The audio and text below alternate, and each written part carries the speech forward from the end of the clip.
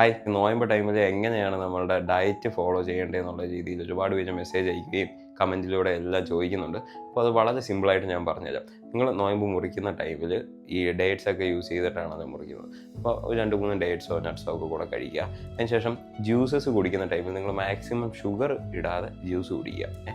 അത് കഴിഞ്ഞിട്ട് കുറേ സമയം കഴിഞ്ഞിട്ടായിരിക്കും നിങ്ങൾ അത്താഴം പോലെ കഴിക്കുന്ന ആഹാരം. ആ ടൈമിൽ നിങ്ങൾ റൈസാണ് എടുക്കുന്നതെങ്കിൽ നിങ്ങൾ 200 ഗ്രാം റൈസ് എടുക്കുക. പിന്നെ fried items, deep fried items, ഈ എണ്ണക്കടികൾ ഇതെല്ലാം ഒഴിവാക്കുക.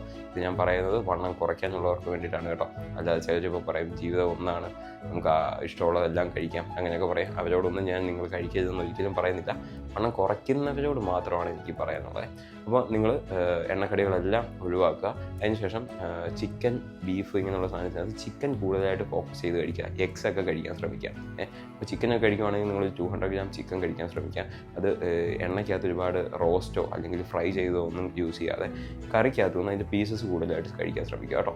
പിന്നെ പത്തിരി, അപ്പം ഇതുപോലെയൊക്കെ ഉള്ളതാണെങ്കിൽ ഒരു 3-4 ഒക്കെ വെച്ച് കഴിക്കുക. അപ്പോൾ അല്ല, പത്തിരിക്ക് ആണെങ്കിൽ 4 കഴിക്കുക. അപ്പോൾ ഒക്കെ ആണെങ്കിൽ ഒരു 3 കഴിച്ചാൽ മതി. ഓക്കെ. അടുത്ത ഫുഡ് കഴിക്കുന്ന ടൈം എന്ന് പറയുന്നത് നിങ്ങൾ വെളുപ്പിനായിരിക്കും, അടുത്ത ബാങ്ക് വിളിക്കുന്നതിന് മുന്നേ ആയിരിക്കും. അപ്പോൾ ആ ടൈമിൽ കഴിക്കുകയാണെങ്കിൽ റൈസ് ഐറ്റമാണ് കഴിക്കുന്നതെന്നുണ്ടെങ്കിൽ അത് 200 ഗ്രാം കഴിക്കാം. പിന്നെ ഇതേപോലെ തന്നെ ചിക്കനോ ഇതുപോലൊക്കെ സാധനങ്ങളാണെങ്കിൽ അങ്ങനെ കഴിക്കാം. ചപ്പാത്തി പിന്നെ അല്ലാതുള്ളതൊക്കെ ആണെന്നുണ്ടെങ്കിൽ 2-3 ഒക്കെ കഴിക്കാം. കാരണം കാർബ് കുറച്ച് കൂടുതൽ കഴിച്ചെന്ന് പറഞ്ഞാൽ നിങ്ങൾക്ക് വലിയ വെയിറ്റ് കൂടാൻ പോകുന്നില്ല. കാരണം ഈ ഫാസ്റ്റിംഗ് ടൈം എന്ന് പറയുന്നത് അത്യാവശ്യം നല്ല രീതിയിൽ തന്നെ ഉള്ളതുകൊണ്ട് നമ്മുടെ വെയിറ്റ് ലോസ് ജേർണിയിൽ നല്ല രീതിയിൽ സഹായിക്കുകയും ചെയ്യും കേട്ടോ.